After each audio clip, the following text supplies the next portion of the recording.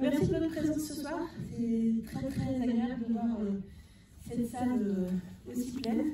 Et c'est d'actualité. Et c'est vrai qu'on est en plein dans l'actualité, mais pas que.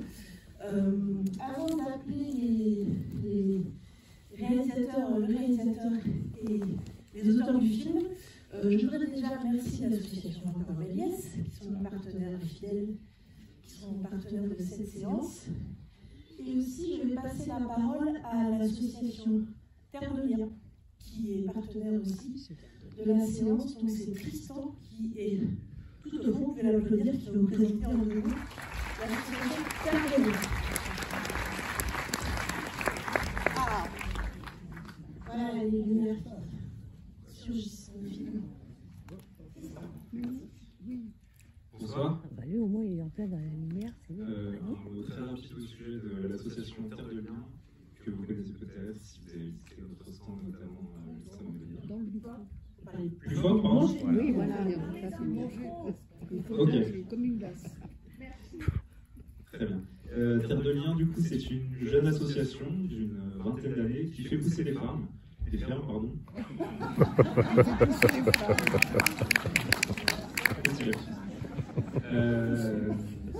Son objectif, c'est de maintenir, redévelopper une agriculture paysanne, nourricière, vertueuse en France.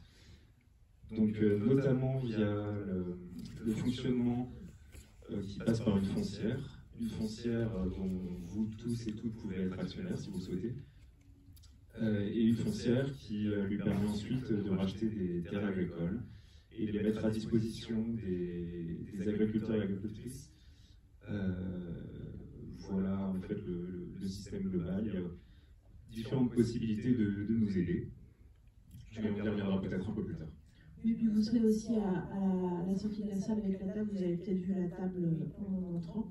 Vous étiez préoccupé pour avoir une bonne place et rester dans la queue, mais en sortant, la table d'information sera toujours là avec les bénévoles. Oui, on sera là à la sortie pour répondre à vos questions.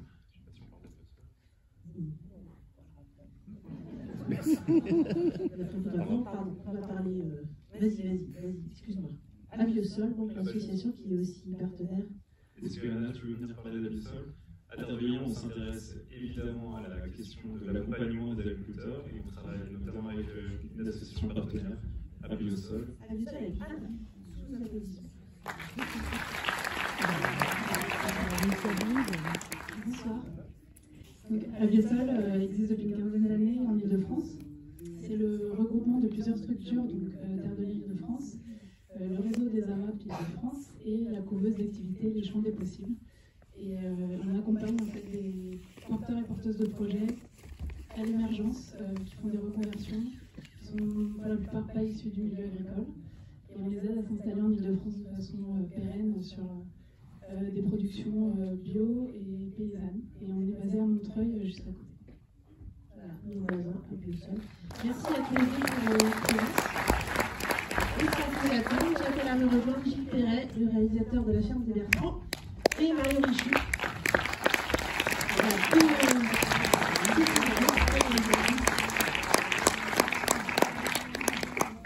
Bienvenue à tous les deux. Et bonsoir. Merci beaucoup pour votre présence ce soir. On va bien évidemment se retrouver à l'issue de la séance pour échanger. Peut-être vous voulez dire quelques mots tout de suite. Bonsoir à toutes, bonsoir à tous. Merci d'être venus nombreuses et nombreux ce soir. On ne va pas discuter trop longtemps. On va juste vous emmener pendant 1h30 à la maison parce qu'il se trouve que la ferme des Bertrands, c'est vraiment la ferme voisine. On n'a même pas 100 mètres de distance. Et moi, je suis né, j'ai grandi et on habite toujours à côté de la ferme. Donc c'est cette histoire qu'on va vous raconter lors de 3 périodes, puisque la ferme a été filmée en 1972, pas par moi, j'étais un peu petit, en 1997 et en 2022. Donc en fait, on va vous raconter l'histoire de cette famille et de cette ferme sur 50 ans. Donc voilà, j'espère que vous prendrez du plaisir et que vous y trouverez un discours un peu universel. Voilà, puis c'est une soirée un peu particulière ce soir. Il y a une partie de l'équipe de distribution, jour de fête. Il y a l'attachée de presse Claire qui est avec nous, Claire Viroulo, et puis surtout, on est très content aujourd'hui. On a eu Hélène, que vous voyez sur la photo, qui est là, qui est juste à côté. Donc vous pouvez beaucoup l'applaudir. Elle a passé la journée à Paris pour les avant-premières de ce film. Donc, et les plateaux télé. Et merci à elle. Et puis on est bien contente qu'elle voie une salle pleine et on est ravis que vous voyez le film. Et bien sûr, on est là après pour répondre à vos questions et vos impressions. Merci au MEDES pour toujours ces belles organisations. À tout à l'heure.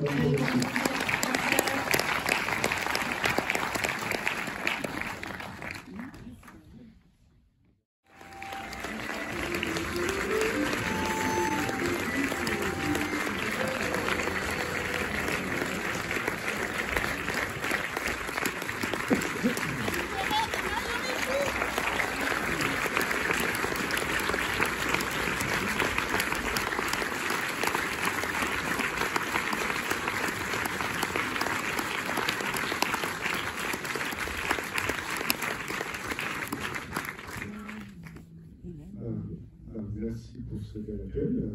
On est content. On savait, quand on a fait ce film, on savait qu'on allait intéresser les gens de Quincy, éventuellement les gens de la vallée, donc on ne savait pas trop si on allait intéresser moi, puisque vous avez compris que moi je suis né, j'ai grandi et on habite toujours la ferme juste à côté. Donc voilà, on est toujours intéressé de voir comment vous avez vu ce film. Et puis on partage chaque soir des applaudissements avec la famille Bertrand quand même, puisqu'ils m'avaient largement fait confiance en 1997 et puis qu'ils nous ont largement fait confiance en 2022 pour cet exercice. Donc voilà, je vais les applaudir. Ça...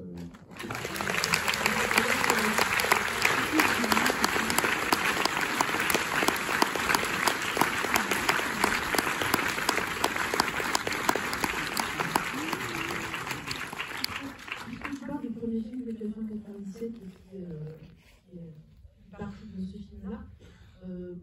Peut-être on peut demander comment, en 97, tu as eu l'idée de filmer cette famille qui finalement sont les voisins depuis toujours, si j'ai bien compris. Est-ce que tu voulais peut-être faire passer à travers ce premier film Je ne sais pas ce que je voulais faire, je ne savais pas trop ce que je faisais, mais parce qu'à l'époque, je viens pas de ce monde-là, mais c'est un truc que vous savez, mais en tout cas, j'étais plutôt caméraman pour les autres. Moi, je me suis formé un peu sur le tas. Et je faisais plutôt de l'actualité, donc un peu de l'éphémère ou alors du film de montagne. Et puis j'avais eu envie de filmer mes voisins, puisque quand même j'ai grandi à côté et pas mal avec eux, pour justement essayer. À l'époque, je me disais, on peut aussi faire des films sans être obligé de mettre des commentaires, sans être obligé d'avoir un regard un peu dominant, analytique. Peut-être que je vais les filmer comme ils sont eux, quoi, pour faire un film à hauteur d'homme et puis leur laisser la parole qu'à eux, puis faire un truc simple, quoi. Mais se donner le temps, travailler sur le temps long, au moment justement où il passait la main à Hélène et Patrick. Et puis du coup, on a fait ce film, on l'a monté avec Stéphane Perriot, qui il faut rendre hommage aussi, c'est lui qui a monté aussi celui-là. C'est quand le film a été fini qu'on m'a dit, t'as fait un documentaire. Je connaissais même pas le terme documentaire, ça va bien de loin, mais après je l'ai écrit. Donc on l'a proposé à des festivals documentaires, ça a été primé dans quelques petits festivals, et puis ça a été un gros succès, mais très local. Donc en fait, quasiment personne n'avait vu ce film. Donc ça vient de là, et c'est aussi parce que personne n'avait vu qu'avec Marion, on s'était toujours dit que ce serait bien de ressortir, quoi, puisqu'il méritait d'être vu. Il s'appelle Trois frères Claudie. Ouais, c'est ça, ouais. Et puis voilà, puis on s'est avancé là-dedans quand on a appris qu'il y avait une nouvelle génération qui allait arriver, enfin qu'il y avait un nouveau bouleversement. Je te suis. Oui, et puis donc Hélène, c'était le moment où elle parlait de partir et qu'il y avait cette idée des retraites qui était en train de germer. Donc on s'est dit, plutôt que de ressortir le film Trois frères pour une vie tel quel, pourquoi pas y ajouter la partie contemporaine, en sachant que la partie de 1972, les images en noir et blanc que vous voyez, étaient déjà en partie dans le premier film de Gilles, il avait utilisé ces images. Là, on est allé chercher l'ensemble de la séquence et on a un peu disséminé dans l'ensemble du film parce qu'on n'est pas dans un film chronologique et ça permet de vous emporter dans cette histoire de manière originale. original au gré à la fois des saisons, mais aussi des sujets abordés, des gestes dans le travail et des personnages. J'en profite pour rendre hommage, puisqu'on est là à remercier, des images de 1972. Alors, je ne sais pas si vous les avez vues dans le générique, mais c'est Marcel Tria qui était venu à l'époque. Alors, je pense qu'à Montreuil, il y a beaucoup de gens qui connaissent Marcel Tria. Qui connaît Marcel Tria? Ah ouais, donc ça nous arrive jamais ailleurs. Mais en tout cas, on veut lui rendre hommage, parce que c'est vrai que on est conscient de la chance qu'on a. Pas toutes les fermes ont été filmées en 1972.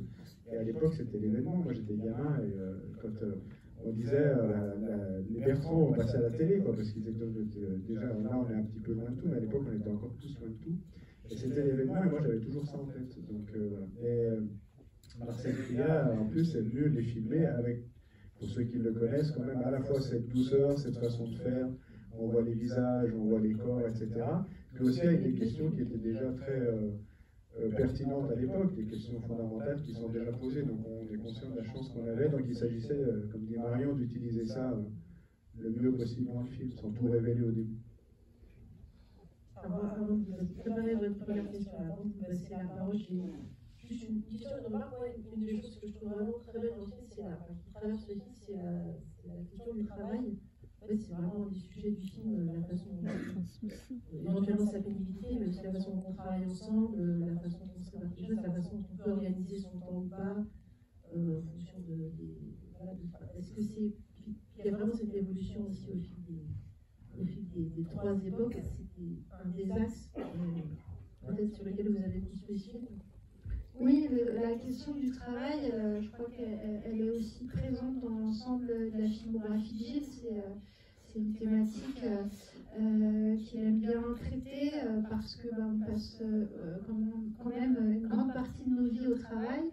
Et l'idée, c'est d'arriver à en vivre. Et Gilles, il aime bien aborder ce sujet pour aussi rendre la dignité aux gens qui travaillent, qui n'arrivent pas tout le temps à vivre dignement de leur travail. Et je crois que l'approche aussi dans la ferme des Bertrands, elle questionne. Le travail est complexe parce que, comme tu dis, on voit la pénibilité, mais pas que. Hélène, elle dit aussi que c'est le travail qui l'a sauvée. Le travail, elle a mal aux épaules, elle a mal aux mains, mais n'empêche que c'est aussi le travail qui l'a sauvée d'une certaine façon. Donc, c'est un sujet complexe dans le film, et il y en a d'autres, mais oui, tu as raison.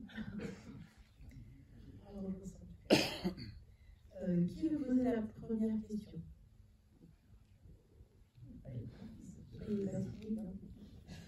C'est 3 secondes. Alors, qui veut poser la deuxième question? Bon, alors, peut-être que on peut vous demander d'une époque sur l'autre, entre 1997 et 2002. Oui, 2002. Est-ce que l'accueil de la famille, enfin le rapport au film, au fait de se faire filmer, peut-être que l'intention du film a été différent, peut-être en fonction de la génération ou du fait qu'il y avait déjà eu un premier film. Est-ce que ça a été plus simple, plus souple? Non, comment te répondre à ça? Non, j'essaie de m'améliorer, enfin en tout cas, je sais pas, ce que je faisais un peu de façon intuitive, peut-être en 1997, maintenant je sais qu'on peut éventuellement faire des films simples et parler, avoir la caméra sans que ce soit forcément un handicap, avec un processus très minimaliste, et puis que du coup on gagne en proximité avec les gens et les spectateurs, comme ça. Vous avez peut-être eu l'impression de passer une heure et demie dans la famille Bertrand, donc il s'agissait évidemment de reprendre cette façon de faire, mais ça s'est fait assez simplement, évidemment, ils ont accepté simplement. Après, des fois, c'est pas forcément, quand on est voisins et amis, déjà en 97, c'est pas forcément, c'est un gros avantage, parce que s'il fait beau, s'il fait mauvais, s'il y a telle ou telle action, c'est quand même facile de sortir la caméra et de venir. Et des fois, je me rappelle en 97, j'avais 28 ans, et quand il fallait attaquer des questions intimes, là, c'est pas forcément des questions qu'on aborde avec des voisins, avec des amis, et que je savais que fallait quand même se botter les fesses, parce que ça aurait été peut-être plus facile pour une réalisatrice ou un réalisateur extérieur de poser ces questions-là. Donc là, c'est vrai que là, quand on l'a fait avec Hélène, avec ses marques, déjà ils avaient en tête le précédent film, donc ils savaient comment ça allait se passer, que ça allait se passer de façon simple. Donc je crois pas que, je pense au contrôle, je crois pas que c'était très très compliqué ici, mais il y a toujours la question de l'intime, du fait de jusqu'où pas aller trop loin, quoi, parce que moi c'est ce qui me terrorise tout le temps quand je fais des films, mais pas que sur ce film-là, c'est je fais en général que les gens que j'aime bien, ou en tout cas dont je suis proche, et la pire chose qui puisse m'arriver, c'est quand tu fais voir le film qu'on ne soit pas exactement compris, quoi, et quand il y a un truc qui grince, un truc qui ne va pas bien, ça veut dire que je suis plus à ma place. À ce moment-là, là, je change de boulot, je vais faire, enfin, je ne sais pas si on me reprendra en tant qu'ingénieur électronique, j'ai un léger trou dans le CV, mais en tout cas, voilà, c'est ce qui me fait le plus peur. Mais donc voilà, je ne sais pas pourquoi je dis ça. Après, c'est vrai que c'est un film de famille, on peut dire. Le premier film était déjà sur les trois frères Bertrand, et après, c'était peut-être plus évident pour la nouvelle génération de rentrer dans le film, parce qu'ils avaient connaissance du film précédent, qu'ils aimaient, et enfin, je crois, hein, et ils ont conscience que c'est quand même une chance d'avoir ce film qui rassemble 5 générations, puisqu'on voit aussi le père des trois frères et les enfants. Et moi, j'aimerais bien avoir un film de famille comme ça. C'est un beau film de famille. Donc une question à Gilles, d'abord bravo, c'est très intéressant ce film-là. Une question à Gilles, est-ce que vous êtes tout prêt à refilmer La ferme des Bertrand dans 25 ans? Ou alors autrement dit, est-ce que la très jeune génération est prête à reprendre le flambeau ou pas? Moi je suis fin prêt, dans 25 ans je ne sais pas si je serai fin prêt, mais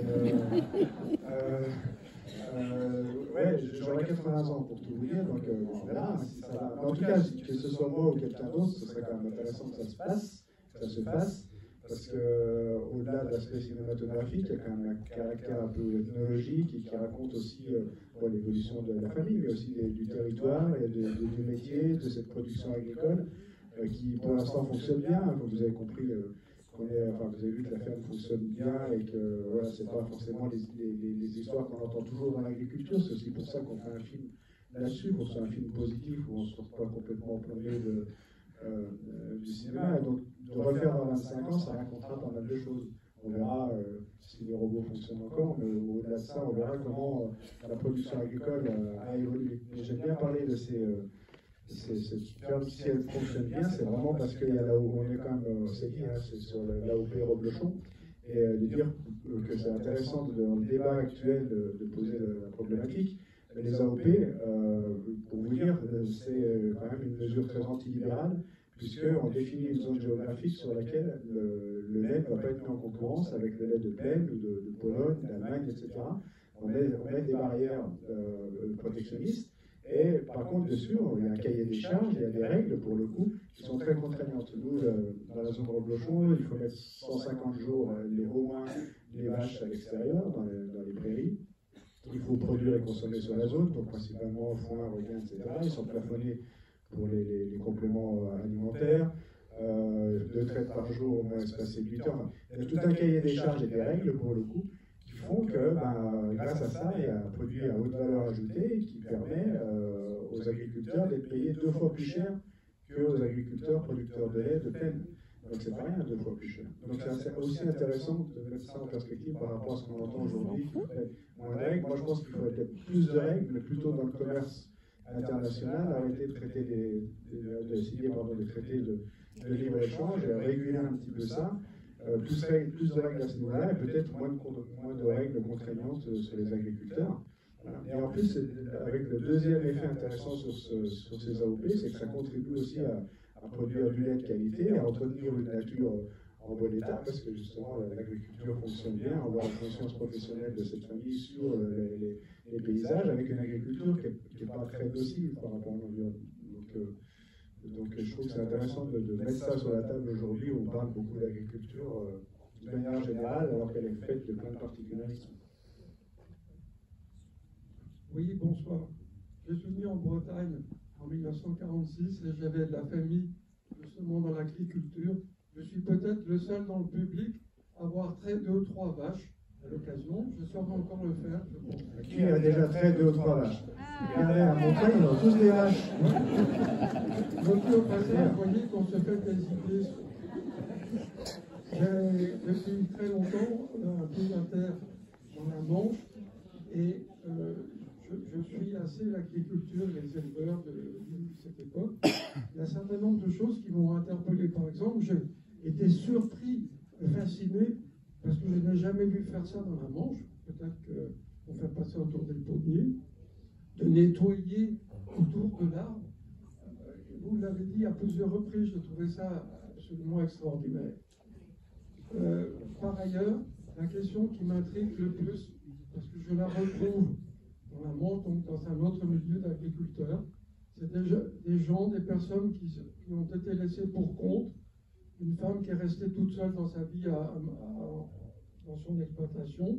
En face, il y a un monsieur qui a fait de même, ils ne se sont jamais rencontrés, mariés. On m'a expliqué là-bas dans la Manche, c'est parce que ce n'est pas tout à fait du même niveau. Au sens économique du terme. Et ils ont vécu donc côte à côte sans jamais se marier. Mais la question qui me taraude le plus, parce que je la retrouve aussi dans la Manche, c'est d'avoir rencontré des gens comme ces 3 frères qui sont complètement investis dans leur ferme, au point quand même ça coûte cher et ils paraissent avoir une certaine gêne dans l'intimité que vous venez d'évoquer à l'instant, pour expliquer pourquoi ils sont restés célibataires. Et il y a presque là une œuvre de moine, de bénédictin. J'aimerais bien quand même que vous donniez des explications là-dessus. Merci. Moi, je ne sais pas trop d'explications. Moi, je trouve qu'ils ont une belle explication de leur vie, avec leur satisfaction, leur regret, de voir un peu ce fatalisme, et que finalement le destin était déjà presque dessiné déjà en 1972. Je trouve qu'ils ont une manière très digne et très forte de raconter ça, c'est pas souvent. Je crois chez les agriculteurs, comme chez tout le monde, finalement, qu'on se livre. Après, il ne s'agissait pas d'aller trop loin non plus dans le voyeurisme. Après, cette question du célibat qui a été documentée, etc., dans le monde agricole, il y a des travaux qui ont été faits là-dessus, assez révélateurs de cette génération d'agriculteurs. D'après-guerre, on était en pleine zone rurale et que quand André dit ça ne devenait même pas l'idée de pouvoir fonder une famille parce que ce serait inévitablement un drame, je crois que malheureusement il avait raison. Mais moi quand j'étais gamin, c'était vraiment le pire moment de l'exode rural, tout le monde partait, quoi. Et c'est sûr que ça aurait été très compliqué pour faire avec une agriculture qui était encore difficile pour un niveau de vie à peu près correct. Et nous les gamins qui restent dans les villages, on était déjà plus trop nombreux, on était les ploucs quand même. Hein. Donc voilà, mais moi j'ai l'impression dans le film qu'il raconte ça plutôt bien, mais c'est pas ça pour le coup, c'est pas spécifique à notre zone de montagne. Bonsoir. Alors merci beaucoup pour le film et puis toute cette sensibilité en fait qu'on voit dans le film, et merci beaucoup d'être venu aussi jusqu'à nous. Voilà, c'est touchant. Et en effet, je pense que c'est touchant de voir l'agriculture comme ça. Je pense que finalement, c'est pas assez montré en effet. Et en même temps, la question que je vais poser, elle fait partie de tout le hors-champ politique. C'est-à-dire qu'on voit une intimité un peu un huis clos. Et on nous demande comment en fait vous êtes relié à toute la vie politique et tous les mouvements qui traversent l'agriculture pendant toutes ces années. Voilà, que ce soit les questions syndicales, du prix du lait, comment c'est vécu, ce que peuvent vivre les autres agriculteurs qui ne sont pas privilégiés en fait, voilà, au niveau des AOC, tout ça. Donc voilà, c'est une question plus globale, et puis vous avez commencé d'ailleurs vous-même avec le hors-champ, et puis voilà, de pouvoir aussi se saisir de ce film en ce moment avec tout ce qui se passe au niveau de l'agriculture pour s'interroger aussi sur la vie politique dans les fermes, comment ça les traverse, est-ce que ça peut se positionner sur une question plus Je vais parler un petit peu en généralité pour échanger. Il y a quand même globalement dans le monde agricole aujourd'hui beaucoup de soutien au mouvement qui se passe aujourd'hui, parce qu'il y a quand même une identité chez les agriculteurs qui est quand même très forte, et donc du coup ils sont assez solidaires. Après, je pense que je vais reparler peut-être un petit peu plus du film. On voit bien le niveau d'érudition quand même de la famille en général, et qui connaissent énormément de choses, et la façon dont avec laquelle ils s'expriment, en parler, etc. On voit qu'il y a eu beaucoup de documentation. C'est des gens qui échangent beaucoup, qui lisent beaucoup, qui se renseignent beaucoup, et on a la chance aussi d'être dans un hameau, ça discute beaucoup, et donc je crois que le fait de tous ces échanges, ça permet aussi de rester c'est pas parce qu'on est à la campagne qu'on est déconnecté du monde, bien au contraire. Peut-être que même il y a un rapport au monde qui est peut-être presque plus prégnant, quoi. Donc voilà, je crois qu'ils en sont l'incarnation et qu'on le sent un petit peu dans le film. J'ai répondu un petit peu à côté de votre question. Après, la manière aussi de travailler, souvent, c'est de partir du local pour aborder des sujets plus généraux. Et je crois que ce film-là, on a parlé du travail tout à l'heure, il parle de la transmission, il parle de la mécanisation, mais il parle aussi du temps qui passe. Oui, donc il y a plein de sujets qui sont là. Et je crois que ça en fait peut-être un film politique à ce titre-là, c'est-à-dire qu'on peut se saisir de plein de thématiques pour en discuter par la suite. Il y a aussi une volonté de montrer cette ferme-là, en tout cas ce monde agricole tel qu'il est, pas tel qu'on le fantasme, tel qu'on l'imagine. Et c'est vrai qu'il y a des choses qui bousculent. On fait exprès de commencer avec les robots de traite. Bon, c'est un peu provoque de voir ça au début. On se dit, voilà, on va partir dans l'agro-business, on s'éloigne du vivant, tout ça. Puis en fait, on se rend compte que là, non, finalement, on est dans une ferme qui est très précautionneuse quand même, de savoir ce qu'on va laisser derrière eux, qui sont respectueux de l'environnement. Donc, la technologie, c'est pas forcément incompatible avec la préservation de l'environnement. Donc ça bouscule un petit peu dans certains milieux, mais on est là aussi pour faire voir ce que c'est. Et le dernier plan, il répond aussi à ce premier plan, puisque vous avez la machine à patates ancestrale qui termine le film. Donc, quand ça marche, on regarde. Et puis c'est vrai que ces questions de robots, même si on s'en fout un peu des robots, c'est pas le sujet du film, mais c'est aussi intéressant de voir que des fois on se dit, bah oui, c'est pareil, ça bouscule un peu, mais en même temps, on peut émettre l'idée que la robotique, en tout cas là, sur les vaches, ça peut soulager les travailleurs eux-mêmes, directement. Ce qui nous a été vendu comme modèle, puisque moi je viens plutôt du monde de l'industrie, en tout cas je me suis intéressé quand la robotisation est arrivée dans l'industrie, on disait bah, ça va soulager la pénibilité, ça va être un bienfait pour les ouvriers, etc. Au résultat des courses, ça a surtout fait perdre des emplois, et que les emplois qui sont restés, ils ont été condensés, compressés, on a mis de la responsabilité et de la pression jusqu'en bas de l'échelle sur les gens qui étaient ni formés pour, ni payés pour. Là, comme les agriculteurs sont directement maîtres des horloges, puisqu'ils gèrent leur temps sur l'exploitation et qu'ils sont propriétaires de l'outil de travail, il semblerait que la robotisation puisse être au service des travailleurs, de ceux qui sont vraiment... Bon, moi, je suis plutôt preneur dans ces cas-là, si ça marche comme ça. Donc voilà, c'est pour ça que ce film, on livre un petit peu les choses, et puis avec une envie aussi de montrer ce que c'est que le métier d'agriculteur aujourd'hui, qui est quand même un métier complexe, avec une diversité de connaissances, il faut s'y connaître dans tous les domaines, quoi. Et ça, c'est assez incroyable, on a eu des retours pas mal dans les salles où, effectivement, les gens découvrent le nombre de compétences et les niveaux de compétences qu'il faut avoir. Avant de prendre une question suivante, je vais faire une petite interruption pour féliciter les 3 premières personnes qui ont donné une question, car vous avez gagné un cadeau. Vous êtes offert par Gilles et Marion et leur distributeur Jour de fête surtout. Jour de fête, ce sont des reblochons. Et oui, voilà. C'est pour ça que quand vous dites les reblochons prévus avec le modèle de la ferme des Bertrand. Merci. Voilà. Je vais la montrer. Oui, voilà. Oh, c'est pas vous, madame. C'est le même qui gagne tout. On triche pas. Ah ouais. Alors toi, t'es plutôt pour le partage, et là, c'est le même qui gagne tout. D'accord. Mais vous pouvez toujours poser des questions. Alors, d'ailleurs, il y en avait une juste là, et juste là, et juste là-bas. J'ai bien pris les... Vous n'êtes pas obligé de les ouvrir ici. Je consomme à la maison. Bonsoir. Alors, nous, on triche, on va aller chacun. J'avais 2 alors, on ne voit pas, alors on ne nous entend pas. Ah, ok. Là, c'est bien. Oui. La première chose, c'était un... Moi, j'étais très surprise la qualité du rythme du documentaire, parce que comme dans ton travail, tu filmes vachement l'entreprise, on a eu une campagne présidentielle, on a eu les Gilets jaunes, donc avec des choses très rythmées, avec des téléphones, des notifications, etc. D'ailleurs, très agréable, il n'y a aucun téléphone presque, je ne crois même pas en avoir vu un une fois. Et du coup, c'est assez étonnant de voir ton cinéma avec un temps comme ça qui prend le temps, justement. Et c'est très très agréable d'avoir ce temps-là de la nature qui est très bien révélé ici.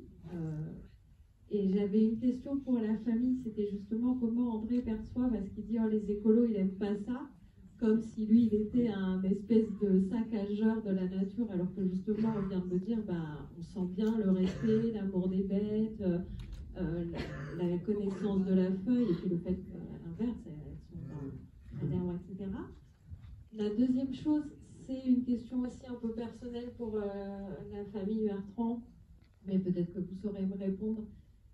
C'est qu'on sent beaucoup d'émotions dans la famille, et ça m'interroge dans le film quand il parle voilà, de ceux qui sont partis, de si on aurait pu faire autre chose de sa vie, du fait de ne pas avoir forcément eu des enfants, etc. etc. Est-ce qu'il y a une pudeur au sein de la famille pour se protéger les uns les autres? On n'a pas le droit de craquer et se tenir, et est-ce que ça aurait été différent si les collègues n'avaient pas été les frères, les oncles, etc. Ou est-ce que c'est juste parce que c'est la caméra qui donne cette pudeur-là? Voilà, ça m'interroge. Et je vais répondre sur j'espère que c'est la caméra. Oui, qui est pudique, mais en même temps, encore une fois, je trouve que voilà, je ne suis pas sûr que j'aurais été capable de me dévoiler autant que ça devant une caméra. Quoi. Donc, voilà, sur l'histoire de la famille, ça discute beaucoup. Et puis surtout, il y a quand même une chance dans une exploitation agricole comme ça, c'est aussi de vivre ensemble, les générations ensemble, et d'être. Les gamins sont sur la ferme toute la journée, les gamins ils connaissent le boulot de leurs parents par cœur, ils connaissent tout le nom des vaches, des tracteurs, des rythmes, des saisons, ils connaissent tout. Donc ça discute et ça échange beaucoup, tous les jours, aux 4 heures, etc. Donc voilà. Après, sur le rythme, oui, sur les rythmes, c'est le rythme de la nature, de montage, mais c'était peut-être c'était un peu la difficulté du film, c'est comment vous embarquer dans cette histoire-là, sans faire une histoire chronologique, comme disait Marine tout à l'heure, et sans vous heurter quand on passe d'une période à une autre. Et c'était un peu la difficulté du montage, c'était un peu c'est pas compliqué, c'est pas un film super compliqué à monter, parce qu'on a quand même des gens qui sont réfléchis, qui s'expriment bien, et donc la pensée est bien structurée, un sujet, un verbe, un complément, c'était pas le cas de tous les gens qu'on peut filmer. Et donc là, c'était. Mais par contre, la question du rythme, comment on passe d'une période à une autre, on s'accroche à des détails, on s'accroche à des saisons, à des gestes, à des citations d'une époque, etc. Puis la question se posait de savoir combien de temps on reste dans chaque période, comment on règle un petit peu ces rythmes-là. Donc ça nécessite. Oui, en sachant que le parti pris, c'était quand même de prendre une grande partie du film de 97, parce que c'était les premières aussi de ressortir ce film. Donc il fallait trouver le bon dosage, le bon équilibre pour pas non plus que ça écrase les autres périodes. Et on est conscient aussi du poids des personnages avec les trois frères, hein, notamment André qui est très charismatique et qui prend beaucoup de place dans le film. Et on voulait aussi laisser de la place aux autres personnages. Donc tout ça, c'est du dosage, et on a fait pas mal de tests de projection entre nous pendant le montage. Et aussi, ce qui nous importait, c'était de travailler sur l'émotion, parce qu'il ne fallait pas que ça monte trop vite, trop tôt. Et donc ça aussi, ça a été dans les critères dans le rythme. Voilà. Et puis sur les téléphones et tout ça, alors, il ne faut pas croire qu'ils ne sont pas sur leur téléphone. Hein. Marc et Alex, je crois qu'ils sont très connectés. Comme là, le film il est basé sur les échanges entre Gilles et eux, c'est vrai que le téléphone il est un peu mis de côté, mais sinon ils sont très connectés, même un peu trop, comme dit André, par rapport à la météo par exemple. Ils font trop confiance à la météo. Surtout, ils travaillent quand même pas assez, des fois ils pourraient faire plus, puisqu'ils ont fini, c'est même pas nuit.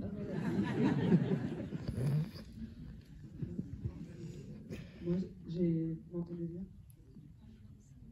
Moi, j'ai une question pour Hélène, si elle se sent de répondre. Est-ce que vous êtes déjà partie à la retraite? Et si oui, comment ça se passe, cette transition? Est-ce que vous arrivez à décrocher, à prendre votre voiture et à partir quand vous avez... Hélène, t'as pas le choix, t'es obligé de... On avait un deal avec Hélène qui ne voulait pas forcément s'exprimer, mais là, t'as pas le choix, Hélène, t'es obligé de venir avec nous. Allez. Je prends moi. Dans la lumière.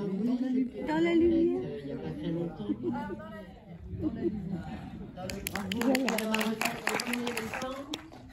Et donc c'est tout frais. Alors je n'avais plus de traire parce que donc il y a les robots qui sont mis en place. Alors pour moi ça a été assez, je suis un petit peu déboussolée quoi. Mais j'y vais encore tout le temps. J'ai toujours encore à la faire. Alors je ne fais pas encore 6 heures par jour. Voilà. Et tu te lèves pas à 9 heures. Et tu te lèves pas à 9 heures. Je ne me lève plus à 5 heures, je me lève à 6 heures. C'est sûr qu'avec le décalage horaire parisien, ça fait beaucoup.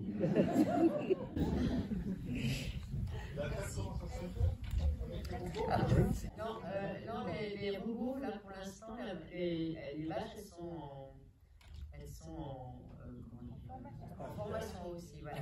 Alors, elles se traînent toutes les 4 heures, pour l'instant, parce qu'il faut qu'elles se déshabituent à aller à la même heure aussi traîne. Comme moi, j'allais à 5 heures, j'allais les lever, on allait les traire, et voilà, c'était tous les matins, tous les soirs, comme ça. Mais maintenant, avec le robot, il faut les perturber un petit peu. Alors, il faut aller les traire tous les 4 heures. C'est pour ça qu'il faut y aller pendant un mois, tous les 4 heures, on va les pousser pour qu'elles aillent se faire traire au robot. Même la nuit. En gros, il faut qu'elle s'auto-organise pour s'organiser un tour de rôle, pour y aller à un tour de rôle. Après, ça roulera tout seul. Mais pour l'instant, ce n'est pas forcément naturel. Même si elles ont besoin de se faire taire, enfin, ce n'est pas tout à fait naturel. C'est elles qui aillent toutes seules, mais il faut c'est nous à les pousser. Voilà, le temps de les habituer. Oui, voilà, moi, ça m'a replongé tout à fait dans mon enfance, le début du film, parce que à l'époque où on avait 3 mois de vacances l'été, on partait dans la Creuse, mais la Creuse profonde.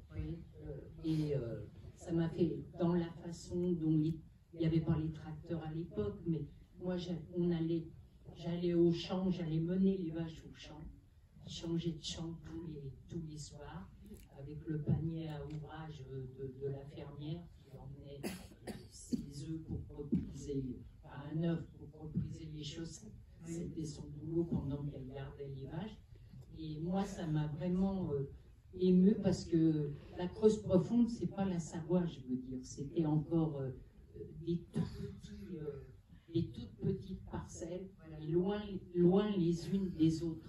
Parfois, il fallait faire beaucoup de chemin pour arriver sur le champ ou ailleurs. Et pour eux, ils avaient sûrement leur intelligence pour diriger, et je ne m'en rendais pas compte. J'étais trop jeune, mais j'ai été surprise par quand au tout début du film, il y a André, je crois, explique qu'ils ont décidé de prendre la ferme, de faire des investissements et d'utiliser ces investissements non pas pour de la spéculation, mais pour réinvestir. Ça, je trouve ça fantastique. Parce que vraiment, quand on voit la dérive aujourd'hui, où tout est argent, tout doit faire profit, tout doit rentabiliser, c'est formidable. Moi, j'ai trouvé ce monsieur André attachant. Les 3 frères, mais c'est lui le meneur dans la famille. Oui. Parce que les autres, ils ne voulaient pas s'exprimer, ou ils suivaient, ils disaient, moi, j'avais pas envie d'être dans la ferme, je préfère aller faire les travaux, les trucs. Voilà, moi, je trouve ça formidable. Parce que ils ont déjà aussi, alors là c'est l'autre génération derrière, les plus jeunes, qui s'inquiètent de la construction proche de Genève, les maisons qui vont envahir partout, Parce que c'est vrai que les décors cartes postales, c'est très recherché. Voilà. Par ceux qui peuvent. Même moi qui suis montreuilloise depuis des années, quand on voit le prix du mètre carré, comment il a fait des bons. Hein, c'est vous qui avez des vaches à Montreuil. Ah, mais moi, il y en a par contre, il y a des vaches. Voilà, c'est un beau. Merci pour le témoignage. Il y en a encore. Levez la main. Manque de respect. Bonsoir.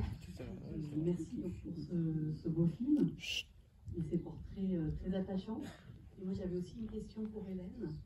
Parce que effectivement, moi je pense que quand on parle d'agriculture, on peut parler de plein de sujets. Il y a des histoires familiales, il y a la transmission, il y a le travail.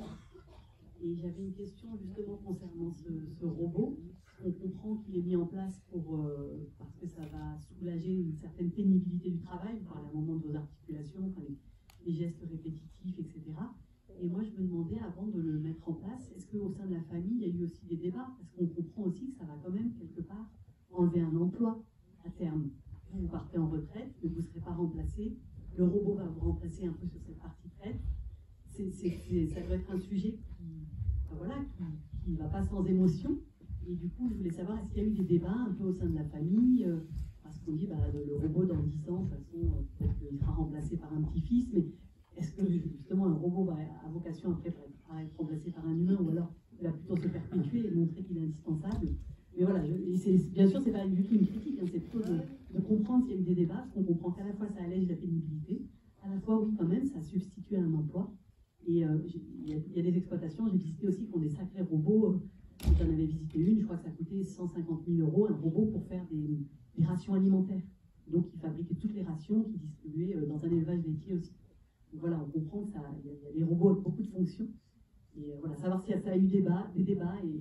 Oui, il y a eu pendant 2 ans, on a essayé de réfléchir comment on allait donc moi partir en retraite et puis me faire remplacer. Alors on a demandé à des jeunes, à des salariés, on a essayé de voir du monde, mais un salarié ça ne suffisait pas, il en fallait 2 pour remplacer, parce que donc il faut les vacances, un salarié c'est pas une personne.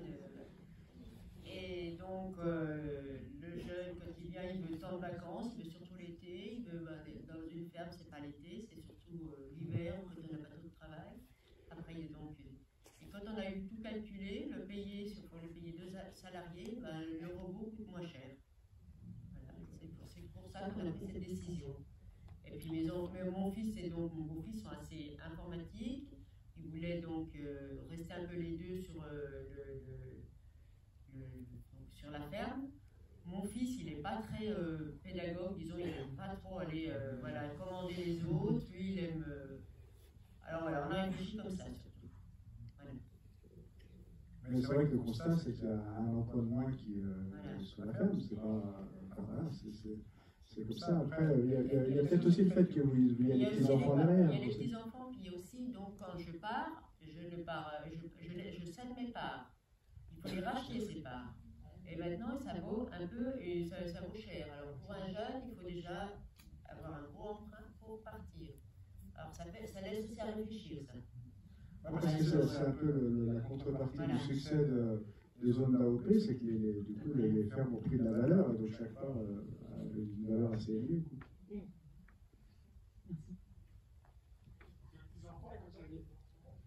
les petits-enfants, ils n'ont pas le droit de s'installer avant 21 ans.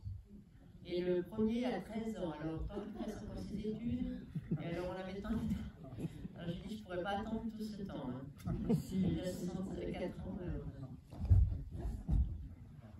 Et j'allais rester sur le même sujet.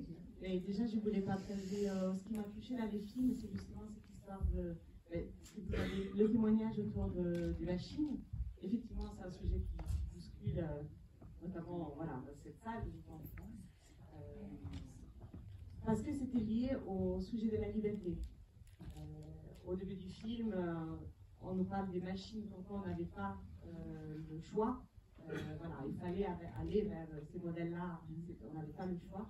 Au milieu du film, on voit bien que voilà, c'est toujours un choix qui est fait, mais on voit bien que la promesse, elle n'est pas là de vous avoir allégé vraiment de travail. Donc ça mène à autre chose. Et puis à la fin, il y a vraiment là le petit bijou. Je pense que c'est un témoignage rare, en tout cas moi je ne l'avais jamais entendu, de penser la machine comme quelque chose qui peut libérer les enfants, leur donner la liberté de choisir leur destin. Et c'est vraiment quelque chose qui m'a touchée et je pense qui est vraiment intéressant. Et donc là, c'était juste pour partager les merci pour cette table. Et du coup, ma question, c'est comment ça se passe dans votre territoire, la reprise, voilà, la génération suivante, on connaît votre histoire, mais plus globalement, qui s'installe, voilà, qui est la prochaine génération, est-ce que c'est des personnes issues du milieu agricole ou c'est des personnes qui viennent d'autres horizons? Est-ce que vous avez l'impression que les fermes elles vont disparaître? Voilà. Quel est l'avenir dans ces territoires qui est un peu privilégié, si je comprends bien, mais apparemment, voilà, pas si facile de transmettre sa ferme et de continuer à la faire vivre. Ce qui se passe dans la région, c'est que globalement, c'est quand même difficile de s'installer quand on appelle ça hors cadre familial. Donc la transmission à l'intérieur de la famille, c'est quand même ce qui se passe le plus souvent. De temps en temps, il y a des ouvriers agricoles qui commencent comme ouvriers, qui rentrent ensuite comme associés. Après, cette question de transmission et savoir ce qu'on va devenir, c'est une question qui est très très politique. C'est mis sur le champ politique en ce moment, sur la discussion pour savoir comment pouvoir faire installer des agriculteurs pour pouvoir transmettre. Et puis il y avait quand même, alors ça devrait être une question encore plus prégnante puisqu'on parle là d'alimentation. Donc, et là, c'est là où c'est la politique rentre. Marc, dans le film, évoque la question de la pression foncière, etc.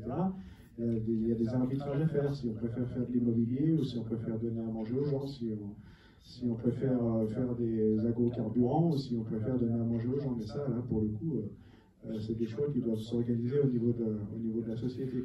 Nous, voilà, on a la chance d'avoir cette appellation d'origine protégée où les gens vivent dignement de leur travail, ce qui serait quand même souhaitable pour non seulement les agriculteurs, mais aussi tous les salariés, mais combien de temps ça va tenir? Et en fait, ça tiendra tant que le cahier des charges des reblochons sera suffisamment élevé. Et il ne faudrait surtout pas que justement la mécanisation ou les robots soient le prétexte pour diminuer le niveau d'exigence, et puis que du coup on se retrouve avec des produits comme le reblochon qui soient plus faciles à être mis en concurrence ou qui diminuent en qualité en cahier des charges. Donc c'est pas un haut niveau d'exigence sur le cahier des charges qu'on va maintenir ça. Alors voilà, il faut se méfier parce qu'il y a un discours qui pourrait aussi être entendu en disant on va tout automatiser, mais à partir de ce moment-là, ce serait le prétexte aussi pour les gros, c'est ce qui se passe dans certaines zones d'AOP, de baisser le cahier des charges. À ce moment-là, on perd la plus-value qui permet à ces gens de vivre correctement. Enfin, c'est des questions qui se posent pour l'avenir. Je pense que les agriculteurs ont tout intérêt à se battre pour un haut niveau de qualité plutôt que d'essayer de niveler vers le bas, quoi. Et par contre, je comprends les agriculteurs aujourd'hui qui gueulent parce qu'ils ont trop de normes, tout simplement parce qu'ils sont mis en concurrence avec des gens qui n'ont pas les mêmes normes. Et quand on est pris à la gorge, évidemment que le premier réflexe de l'agriculteur, c'est de se dire enlevez-nous des normes pour qu'on puisse être concurrentiel. Mais ça, c'est pas forcément porteur d'avenir pour la planète, pour la manière dont on va nourrir les gens. On va prendre deux dernières questions, madame et monsieur qui est là-bas. Oui, bonsoir, c'est pas une question, c'est juste pour vous remercier pour ce film qui est magnifique.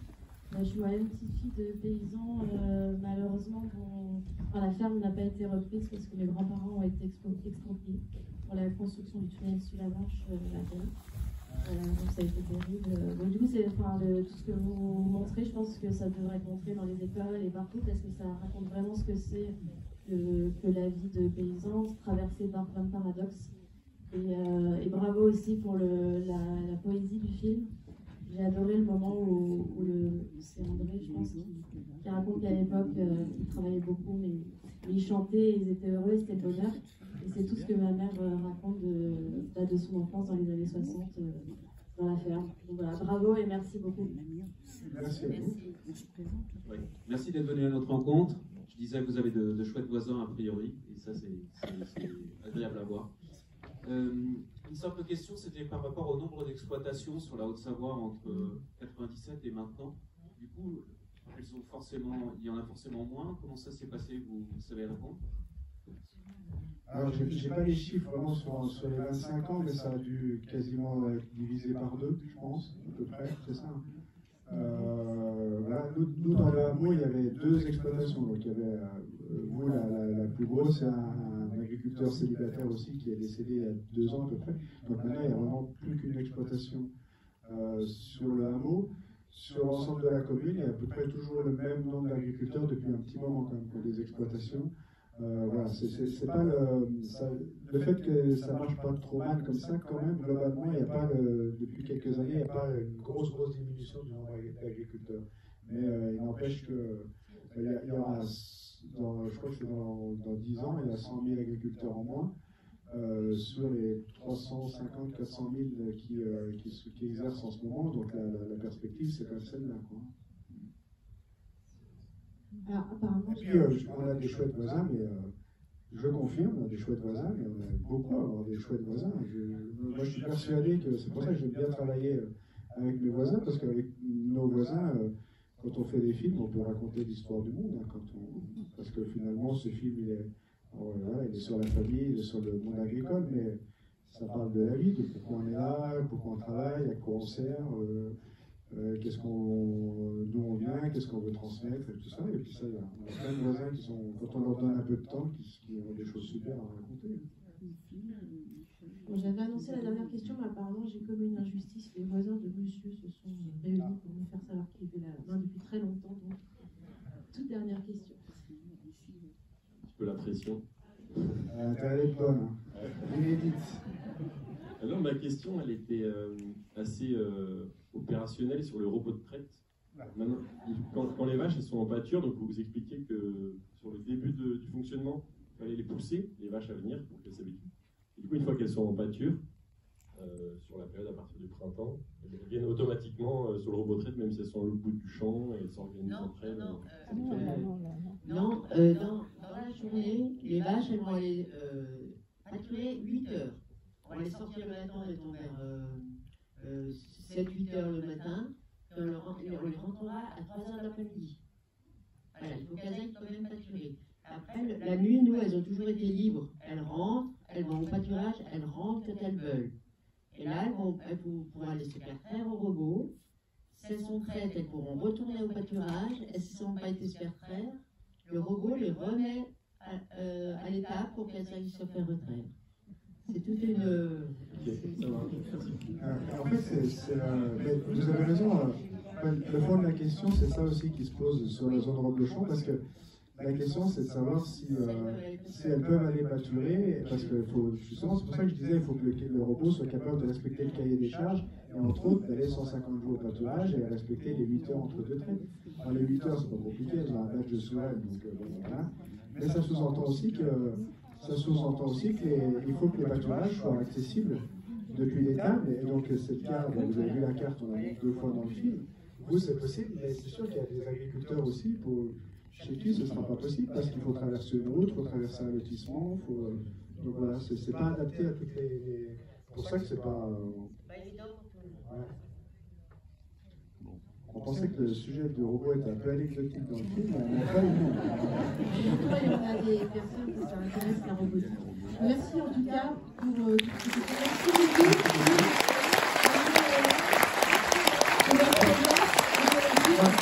vous avez Je remercie la voisine de Sabrina qui a quand même réussi à faire venir Hélène à nos côtés, et ça nous fait vraiment très très plaisir. Merci à vous, le film sort mercredi. Oui, ça sort mercredi, donc maintenant. Alors, déjà, on voulait aussi vous remercier parce que je suis sûr qu'il y en a pas mal qui ont vu Reprise en main. Et qui a vu Reprise en main dans la salle? Voilà. En tout cas, vous avez fait un gros boulot de bouche à oreille, et c'est vraiment ce qui nous a sauvés dans une période où le cinéma n'avait pas forcément bien repris. Et c'est vraiment vous qui avez fait le boulot pour qu'on s'en sorte pas trop mal, mais plutôt bien, dans une période un petit peu sombre de cinéma. Donc merci. Et évidemment, on compte sur vous pour faire pareil sur la fête des Bertrand dès mercredi, parce qu'il faut dire dès mercredi ou jeudi.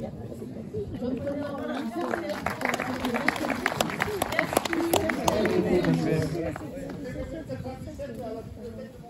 Le DVD de 97 était à la bibliothèque de Montreuil. Alors ça, je savais pas.